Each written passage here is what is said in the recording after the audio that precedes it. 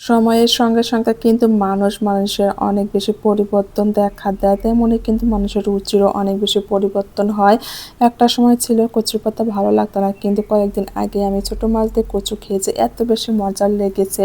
আর সেই দিনে কিন্তু আমি কিছুটা পাতা ফ্রিজে রেখে দিয়েছিলাম, সেটাই আজকে অনেক বেশি মজা করে ভর্তা করতে। তার সঙ্গে কিন্তু রাতের বেলা জ্যান্ত পাঙ্গাস মাছ ফ্রাই করে সবাই মিলে খেলাম, অনেক বেশি ভালো লেগেছে। আমার কাছে কিন্তু জ্যান্ত মাছগুলো ফ্রাই করে খেতে অনেক বেশি মজার লাগে। হ্যালো এভরিওয়ান, আসসালামু আলাইকুম। আমি মাইমুন আক্তার স্মৃতি বরাবরের মতোই কিন্তু সকালবেলা থেকে ব্লগটি শুরু করে দিয়েছি।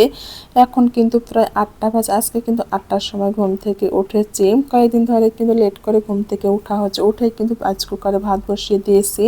ভাত বসিয়ে দিয়ে কিন্তু বেলকনিতে অনেকক্ষণ দাঁড়িয়ে থাকলাম, কেননা আজকে কিন্তু আমার রান্নাবান্না তেমন চাপ নাই, কেননা আমার ফ্রিজে কিন্তু কিছুটা পরোটা আছে, সেগুলোই কিন্তু আজকে নাস্তা বানিয়ে খেয়ে নেব।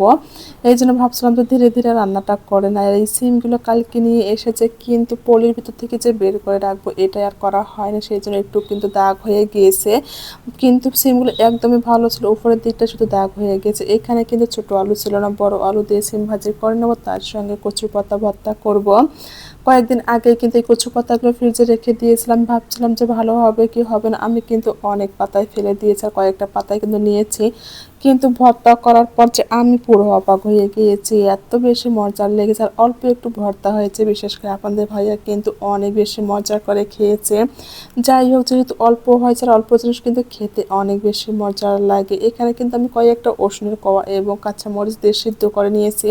সিদ্ধ করে নেওয়ার পরে কিন্তু আমি বেশি করে পেঁয়াজ দিয়ে কিন্তু ভর্তাটা করছি। ভর্তাটা যে এত বেশি মজার হবে সেটা তো কখনো বুঝতেই পারি। এদিকে রান্না করতে করতে কিন্তু প্রায় 9টার কাছাকাছি বেজে গেছে। আর এদিকে মোরসুন কিন্তু এখন পর্যন্ত ঘুমাচ্ছে। আর মোরসুনকে আস্তে আস্তে আমি ডাকছিলাম। মোরসুন কিন্তু প্রত্যেকটা দিনে এইরকমই করে, ঘুম থেকে একদমই উঠতে চায় না। যেদিন আবার স্কুল বন্ধ থাকে সেদিন কিন্তু তাড়াতাড়ি ঘুম থেকে ওঠে।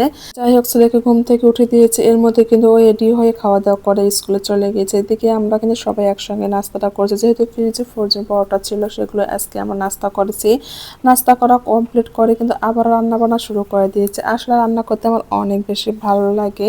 এই বিশেষ করে পরিবারের লোকদেরকে রান্না করে খাওয়াতে আমার কাছে অনেক বেশি ভালো লাগে। আর আমার হাজব্যান্ড কিন্তু আমার সব রান্নায় অনেক বেশি পছন্দ করে। এখানে কিন্তু বড় আলু দিয়ে সিম ভাজি করছে। আমার কাছে মনে হয় যে ছোট আলু দিয়ে সিম ভাজিটা কিন্তু বেশি মজার হয়, কিন্তু বাসায় যেহেতু ছোট আলু ছিল না, ভাবছিলাম যে বড় আলু দিয়ে ভাজি করেন। আর এখানে যে এতটুকু ভর্তা হবে এটা দেখে তো আমি একদমই হাসি পাচ্ছিল যে এতটুকু হবে। আমার তো জানাই ছিল না যে কচুর পাতা সিদ্ধ করার পর এতটুকু হয়ে যাবে। আমি কিন্তু অনেক পাতা ফেলে দিয়েছিলাম, আর কয়েকটা পাতা নিয়েছিলাম, ভাবছিলাম যে এতটুকু দিয়ে কিন্তু অনেকগুলো মনে হয় হবে, কিন্তু সিদ্ধ করার পর যে এত কম হবে সেটা কিন্তু আমার একদমই ধারণা ছিল না, যেহেতু ফার্স্ট টাইম এই ভর্তাগুলো করতেছি। কিন্তু খেতে যে এত এত বেশি মজার লেগেছে।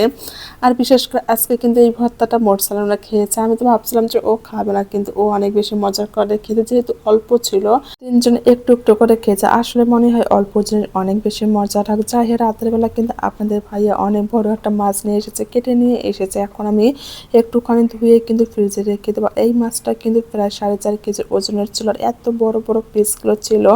আমার কাছে কিন্তু জ্যান্ত মাছ ফ্রাই করে খেতে অনেক অনেক বেশি ভালো লাগে। বিশেষ করে কিন্তু তেলাপিয়া মাছটা আমার কাছে অনেক বেশি পছন্দের একটা মাছ, কিন্তু পাঙ্গাস মাছটা আপনাদের ভাইয়া কিন্তু অনেক বেশি পছন্দ করে। ভাবছিলাম যে এখান থেকে 2-3 পিস ভেজে নেব।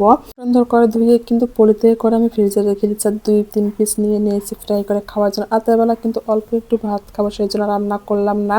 যেহেতু সন্ধ্যাবেলা কিন্তু আমাদের নাস্তা খাওয়া হয়, রাতের বেলা সেভাবে কিন্তু খাওয়া হয় না, সেই জন্য কিন্তু আমি 3 পিস মাছ ফ্রাই করে নিয়েছি। আর দিনের যেহেতু তরকারি ছিল সেগুলো দিয়ে কিন্তু রাতের আমাদের খাওয়া দাওয়াটা কমপ্লিট হয়ে গেছে। আর এখানে একটা ডিম পোস্ট করে নেওয়ার কারণ, মোরসালান যেহেতু মাছ খাবে না, ওর জন্য একটা ডিম পোস্ট করে নিয়েছিলাম। আর একই ফ্রাই প্যানে কিন্তু আমি মাছগুলো ফ্রাই করে নিয়েছি।